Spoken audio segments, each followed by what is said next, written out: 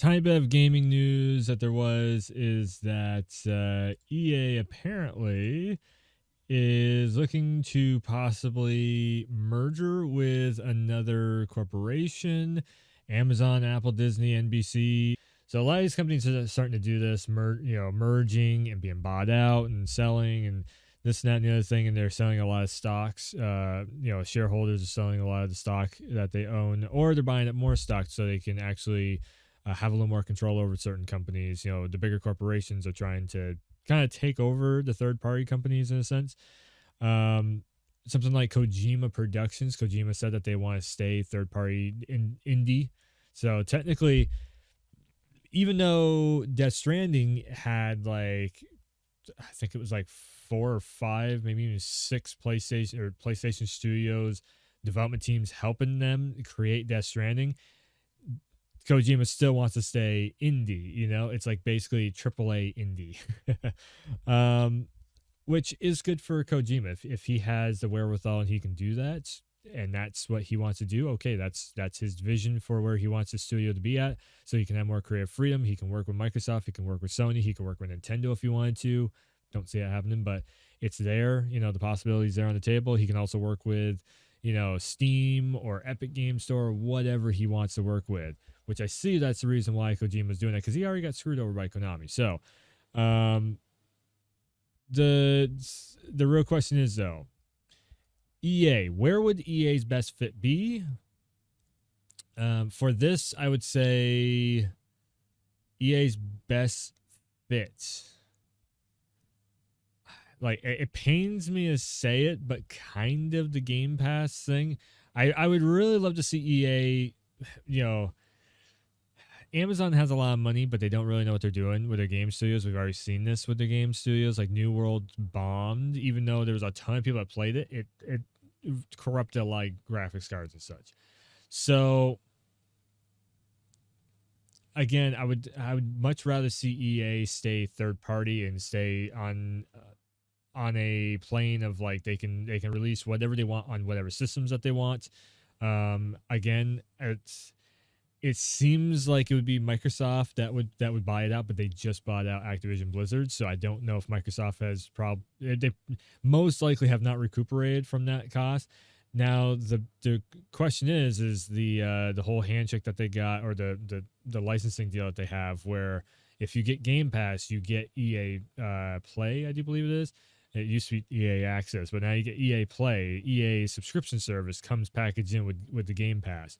So will that have an effect on this? Will Microsoft be like, hey, we've already been doing business with this whole, Game Pass and EA Play thing, or EA subscription thing, all bundled into one.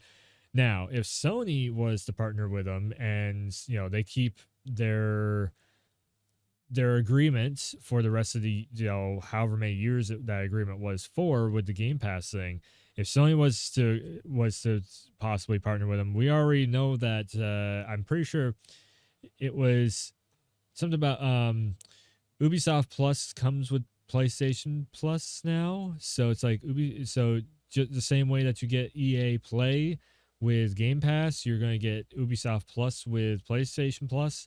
That's I think I missed that when I was doing the readout of on the last Let's Talk video. But I was reading back through. I'm like, oh shit! Like it kind of like skims over it that Ubisoft Plus, I guess, is no, it was in a separate article. That's what it was.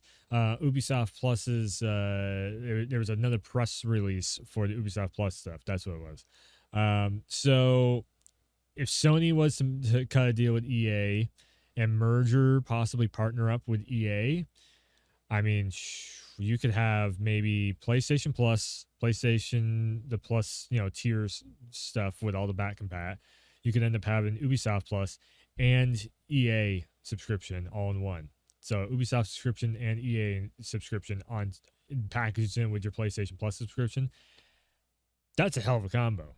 That's a lot of bang for buck right there with PlayStation. If they decide to do something with this, I know that I can tell you right now, from the sales figures I've seen, the Mass Effect Legendary Edition, which was one of the top selling things that EA has put out recently, the most player base was actually on the PS4 version of that, because there is no PS5 version. So the lead of player base was on the PlayStation, which I'm like, cool. I mean, if people are checking out on the Xbox, awesome there too. I really hope everybody checked out Mass Effect. It's a great trilogy. Again, too, for all the people that are like, well, who gives a shit? It's EA. It's such a dumb argument to make. It's such a dumbass argument to make. So let's. I didn't even read this. Several sources familiar with these talks say EA has been persistent in pursuing a sale. Only grown more emboldened by the wake of the Microsoft Activision deal, which, in all honesty, this was a dumbass deal for Activision Blizzard. I still will say that. Like, the Microsoft buying Activision Blizzard is really stupid on Activision Blizzard's part, because now you're limiting yourself down to certain platforms instead of being open, cross-platform based development, cross-platform based publishing. Now you're only developing for, I mean, maybe it's good that they're only developing for the, especially with the Frostbite engine, all the problems that they've had with that in the past, although they were going to move it over to Unreal Engine 5 in the future for like the next Battlefield. They're going to try and go Unreal Engine 5. And I think the next Dragon Age, they might be working with Unreal Engine 5, I do believe. It was one of them, or maybe it was Mass Effect or something. Yeah, I think it was Mass Effect. Dragon Age, I think they already started in the Frostbite engine. I think that was.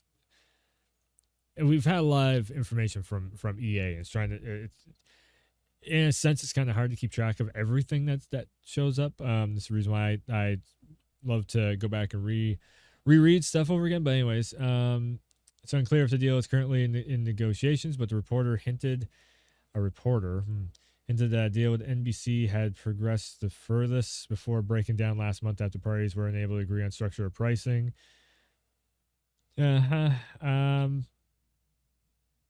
Again, Kotaku, take it with a very grain of salt what the hell they say, because a lot of them like to do rumor mill stuff that in the rumor mills have nothing to do with the actual products. We are proud to be operating with position of strength and growth. The portfolio of amazing games built around powerful IP, made by incredible talented team and a network of more than 500 million players. We see a very bright future. 100 people may lose their jobs as EA cuts customer support staff. Well, that's, in all honesty, customer support staff, yeah, I mean, you can kind of rehire them pretty easily. EA has confirmed the layoffs and said that it's not so much that you can rehire them very easily. It's the more important thing of it is companies don't like to keep them on when they when they get to the point of having to give them a raise or whatever. They don't like to keep them on. But yeah, interesting news here. Again, too, if you're in the camp of it's EA, who gives a shit? Ew, EA makes shit games. Let me just remind you of Mass Effect trilogy. Yeah, exactly. Support staff is always expendable. It's just like game testers. They are so expendable. They run them ragged, and then they're like, we might give you a job if you game test for us. A little carrot on the stick method they do with game testers all the time, and then it's like, oh, sorry, we don't need you anymore. So. Yeah, like again, though, if you're sitting there saying that, it's like, well, EA doesn't have anything cool. It's like that is such a dumb mind state to have. I mean, outside of microtransaction stuff, you have like Jedi Fallen Order, Star Wars Jedi Fallen Order. You have like a single player experience even on Battlefront 2, but okay, outside of microtransaction games. So Jedi Fallen Order. Need for Speed Heat, Mass Effect Legendary Edition, which did great fucking numbers. I'm pretty sure Dragon Age still doesn't have any, that's 4 main series right there that would drive the cost of this deal up. Then we're talking, like Battlefield is nowhere near as popular as it used to be. They've really fucked that game all up with the Frostbite engine. So we won't even count Battlefield as like a top tier anymore, in all honesty. They still have the license for Medal of Honor, though. That's a huge one.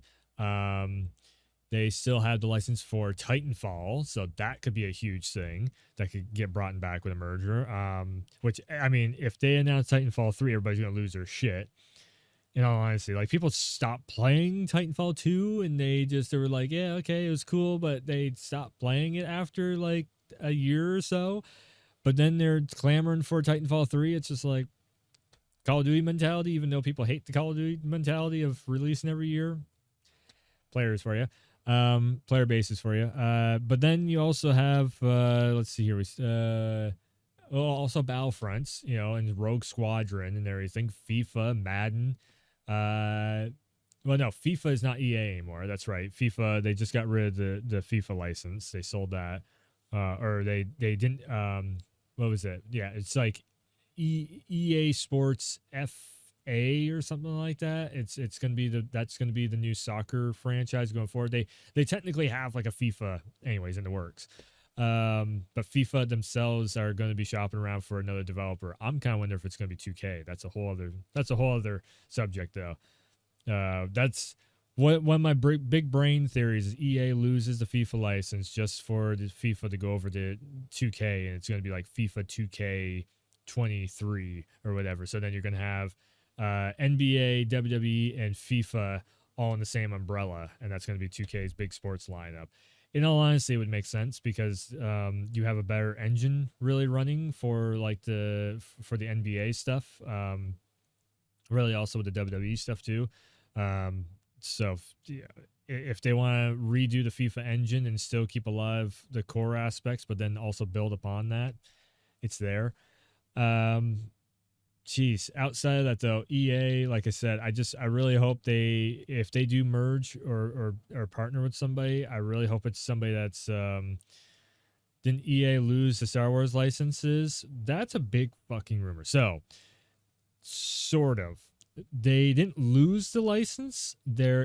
Star Wars is expanding who they're working with. So it's not they lost the exclusivity. They didn't lose the license. And that's where everybody's like, oh, they lost it. Yep, they're never going to make another Jedi Fallen Order. They're done with Battlefront. No, they lost exclusivity rights for the license. They are still making Battlefront 3. They're still making Fallen Jedi Order 2. Actually, the one that plays Cal, the redhead dude there, he literally just got done saying that he started working on Jedi Fallen Order 2.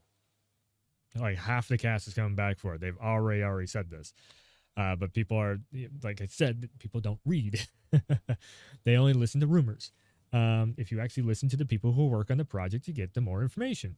The legit information, I should say. So, yeah. There could very well be. It's like what was it? Quantum Dreams that project's in the works, and a lot of rumors are saying, "Oh, that's not happening." It's like, no, it's bullshit. It's still happening. It's just in planning phases. They are concept arting right now. Basically, they're trying to figure out the storyline. They're doing concept art. They're trying to figure out what the characters are going to be, and they have to work. It's a ton of work doing that stuff, and it takes you like 3 years to get that stuff done because it's fucking Marvel and Disney stuff, or not Marvel. It's Disney stuff. It's Star Wars Disney, so it's Lucas Films, Arts, whatever the hell department it is that works on that stuff, and it's Disney. And Lucas and Disney take fucking years to get anything done. So yeah, Quantum Dreams is Star Wars game. Yeah, we're probably not seeing that for another like 4 years at least, maybe even 5 years. We might be onto the PS5 Pro by then. So yeah, it's like I said, this is an interesting one. If it's Amazon, I just really hope Amazon does funding and they don't try and take over creative wise, because Amazon doesn't know what the fuck they're doing creative wise. We've already seen this. I love Amazon. I'm streaming on their platform right now. Sorry, Amazon, your gaming division sucks ass. I will be 100% upfront and very, very well spoken about this. Sorry, wrong screen. Your gaming division absolutely sucks ass. You took the studio that made Killer Instinct and you put them on a support role. You tried to make New Worlds or whatever the fuck that game was called, and you were frying graphics cards. Your gaming department sucks ass. If it has anything to do with Amazon, let that shit. Also, Apple, no way. Apple doesn't give a shit about gaming. They all Apple cares about is overpricing products that they can sell to you for it's half the features and overpricing. New World had potential and they blew it. Yeah, they'd say I don't know if it was a rush job or if the development team was a newer development team. I have no idea what the hell happened there because I just didn't give a shit to look into it. But I do know that there was some very bad stuff that was happening with that. Like there was some voltage issues. So games have to be programmed with a voltage meter. Jay's 2 cents to the whole video on it where he was actually testing the voltage on graphics cards, and basically the game was just like take 1,000 volts if you need to, and it was basically blowing out the graphics card. Bad coding. Whoever built that, yeah. Security risk too. Okay, I didn't hear about that stuff. Damn, security risk too. Oy. I'm guessing email leaks or credit card information leaks or something. That's still like anything security wise. That's huge. Disney. So NBC is not in the market of gaming. They are in the market of making shitty TV shows. Disney now.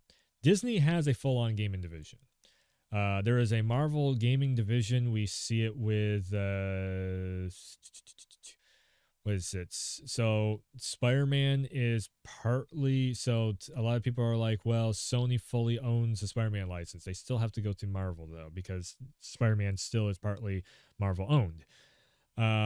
Also the Wolverine game that's Insomniac that's coming up, and the Avengers, and all that stuff. So all the Disney, yeah, I mean Disney would, in all honesty, Disney would probably be the best fits. Even outside of like Sony, even though I'd love to see EA's subscription model come over to PlayStation Plus. That's just me though. Marvel would kind of be the best fit, and everybody would be like, oh my God, Marvel and EA going together. What the fuck?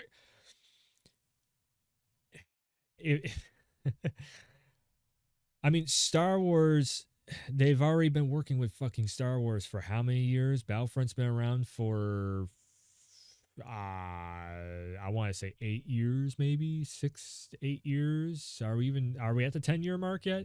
It's funny that I'm talking about Marvel stuff when I'm literally in the game category of a DC game, and I will be getting to multiverses very, very, very soon here.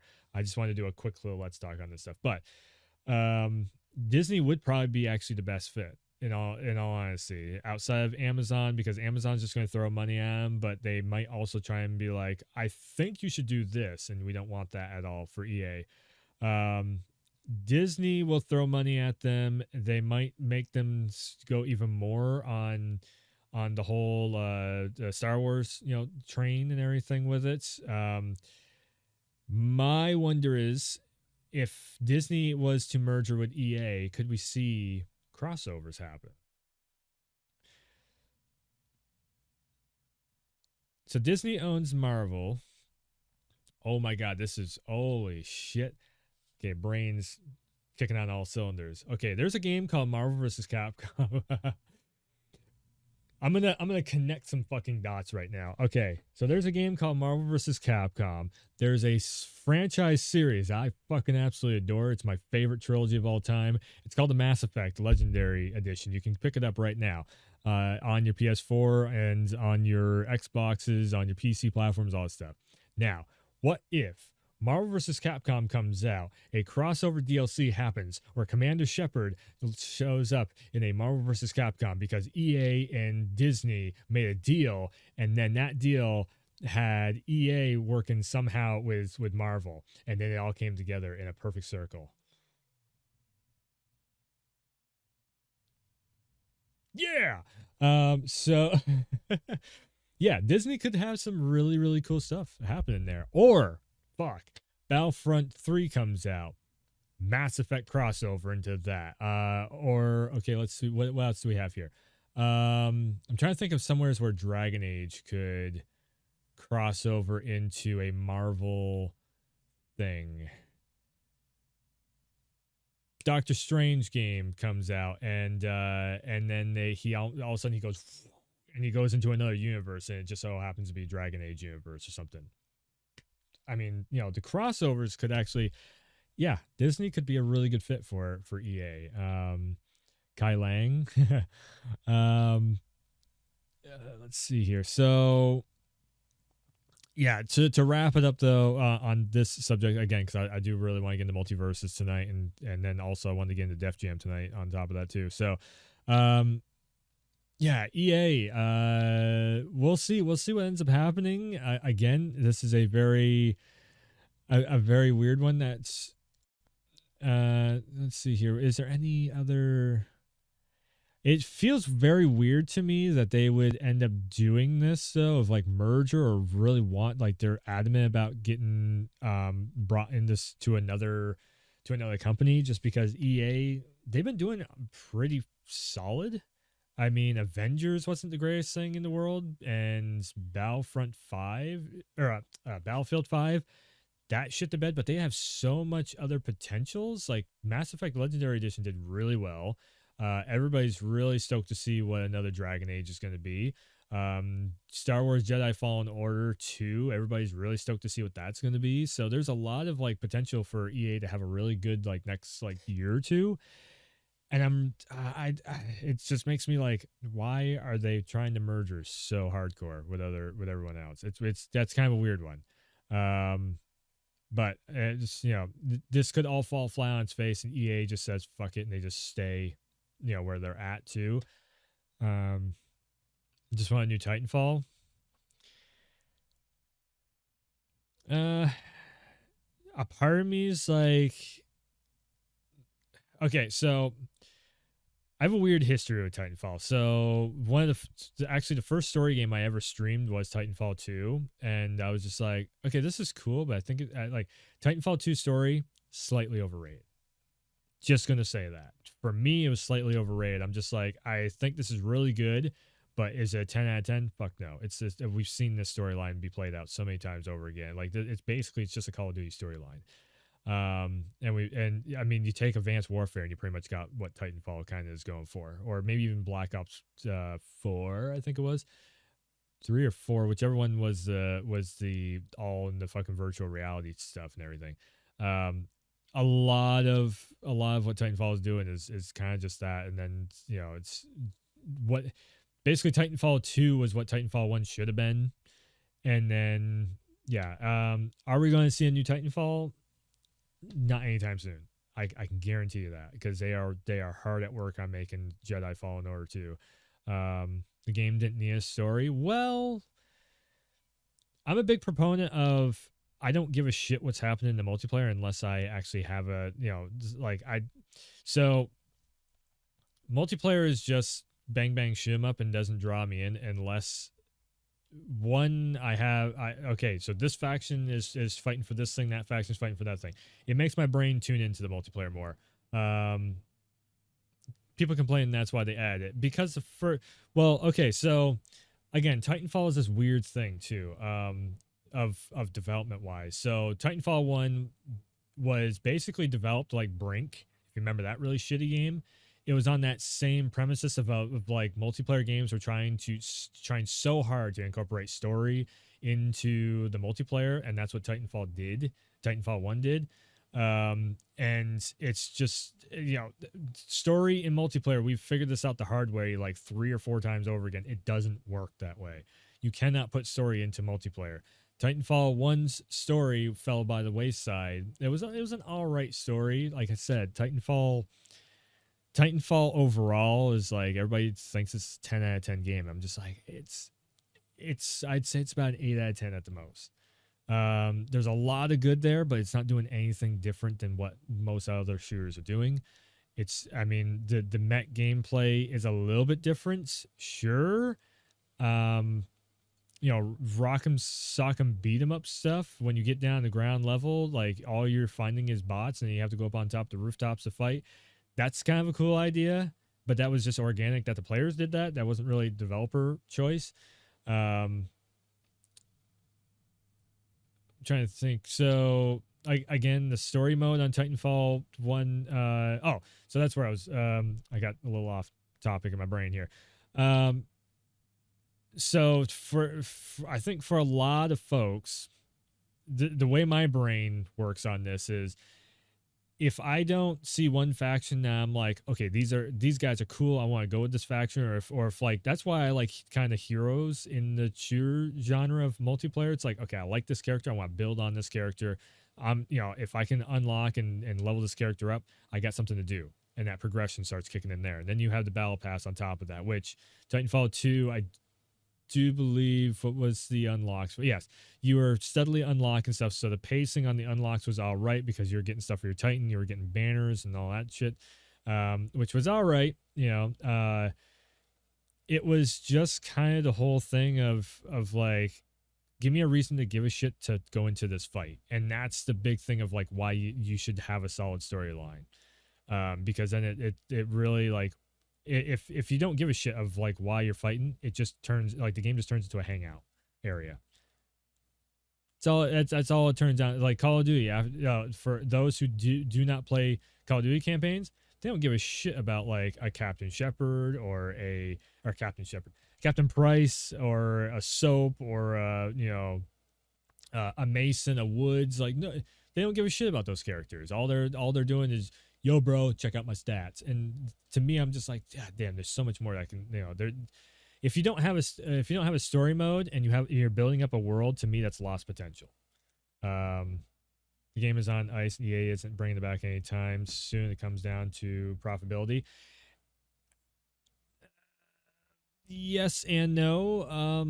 Yes, the game has to be very profitable, sure, but right now it's like Respawn basically.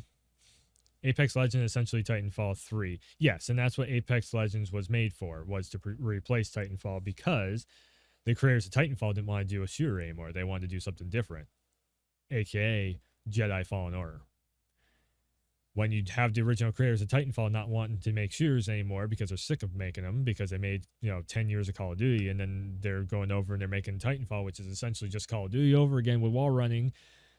Yeah, I can see their point. And then they've been making Jedi Fallen Order, and they've been having a blast doing that. Okay.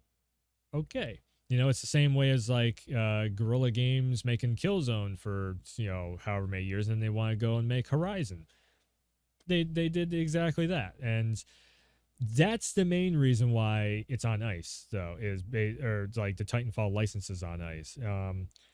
In all honesty, could they merge Titanfall into Apex Legends? Like, all of a sudden, the new champion for Apex Legends is a Titan operator or something. Bungie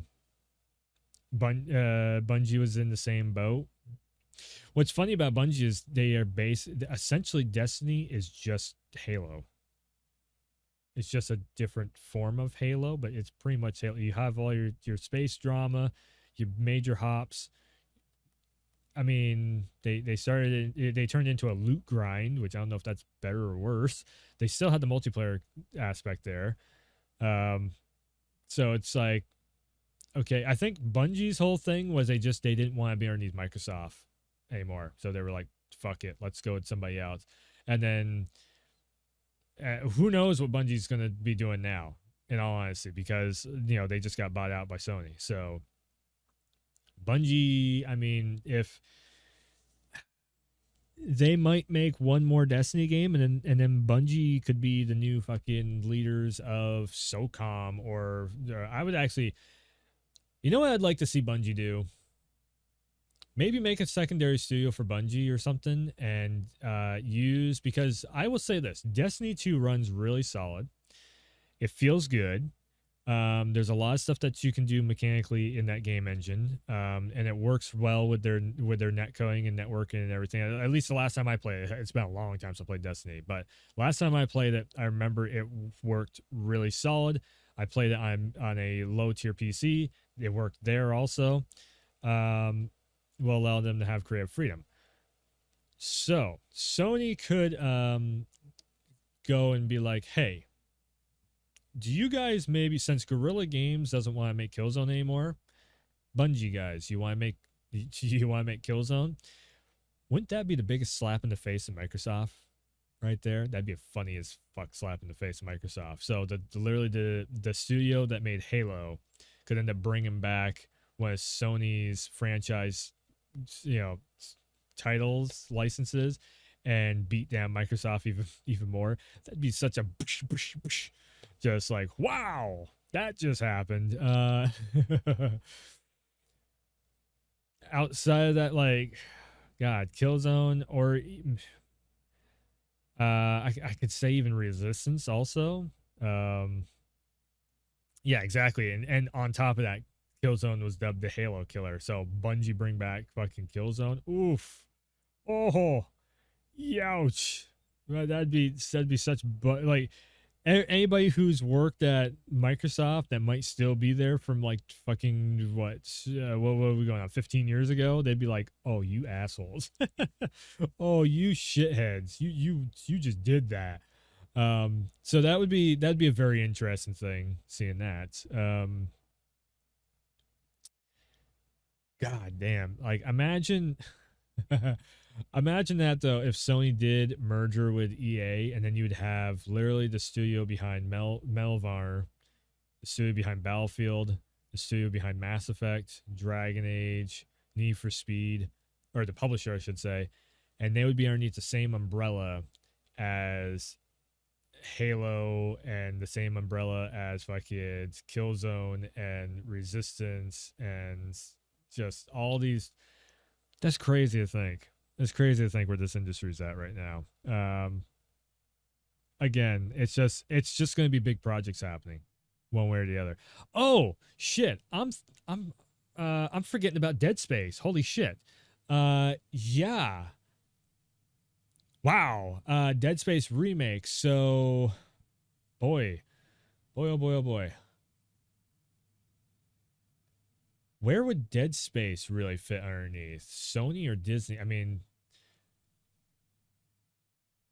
Disney. Whoa, whoa, whoa, whoa. Okay, think about this. If Disney did buy or merger with EA, buyout, merger, whatever, think about this. You would have possibly the same studios that are working on Dead Space, remake, and possibly if it's a reboot or whatever, if they do actually, retell the story fully, you could have that same game engine underneath the same umbrella as the fucking Alien license. Oh shit.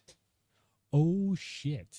I kind of thinking about Disney merging with EA. I kind of want that to happen. My God. Okay, so Alien Isolation was great.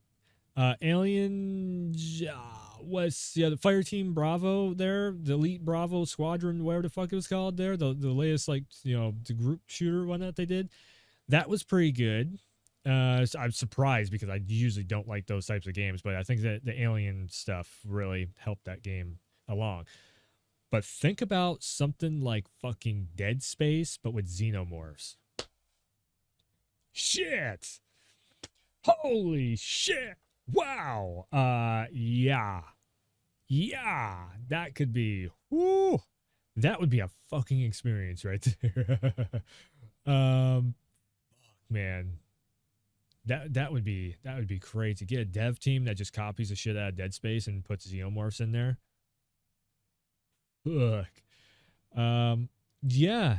Like I said, I think like as much as I would love to see Sony pick up another one, I think Disney would be a perfect fit for EA. In all honesty, I know that's like that. There's so much fan base stupidisms. Yes, that's a great that's a great word to describe that, stupidisms. But that would be a great merger right there, EA and Disney, and just throw that all together, like the mixing pot of different ideas and possibilities that could end up holding. That is, if Disney will fund it and let it happen. And that's the double-edged sword to it of like, would they fund it and would they let it happen? Shit, who knows?